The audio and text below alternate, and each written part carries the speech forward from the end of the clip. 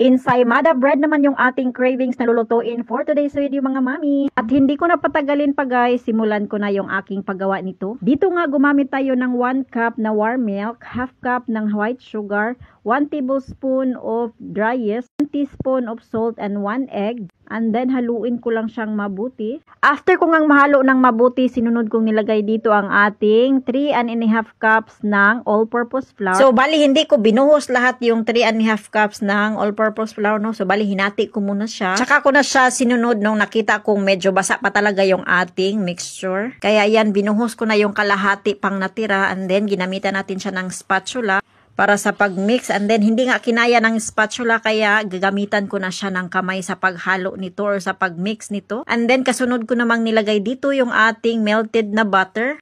And then hinalo ko ulit guys gamit nga itong ating kamay. Nung mahalo ko na nga siyang mabuti, tinransfer natin siya dito sa lugar kung saan komportable tayo sa pagmamasa. So bali minasa ko siya guys sa loob ng 10 minuto. Talaga namang nangangala yung ating mga kamay dito sa pagmamasa kasi kailangan talaga natin siyang gawin. At makalipas nga ang 10 minuto guys, kailangan yung dough na minasa nyo ay ganito na siya, no, maging elastic, no, soft and elastic. So nung sa tingin ko nga ay okay na siya, kaya ayan, kumuha na tayo dito ng kaunting mantika at ipahid natin dito sa ating paglalagyan kasi nga papahingahin natin ito ng 1 oras. So kumuha lang tayo ng tela dito sa pangtakip, and then makalipas ang 1 oras ay ayan, umalsa na nga itong ating dough. At para naman mawala yung hangin sa loob nitong ating dough ay i-punch lang natin siya sa gitna. Paalala lang pala guys, hindi po talaga ako expert sa pagbe-bake o paggawa ng tinapay guys. Sadyang tinatry ko lang yung best ko na makagawa ng ganitong klaseng tinapay kasi nga namimiss ko siya guys. Wala naman kaming mabibilhan ng ganito, no, dito sa ibang bansa.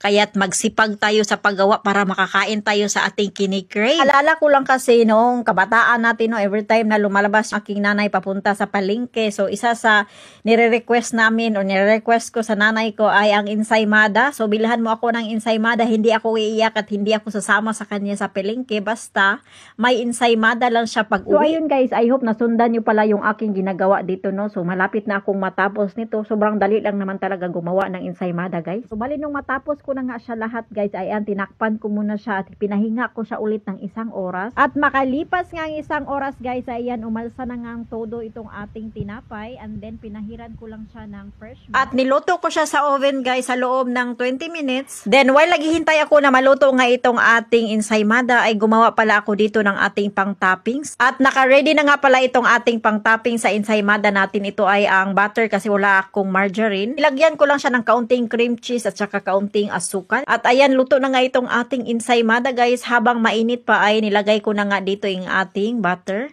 At tingnan nyo naman guys kung gaano kasarap. O siya, hanggang dito na lang guys. Thank you for watching. Bye bye. God bless you all.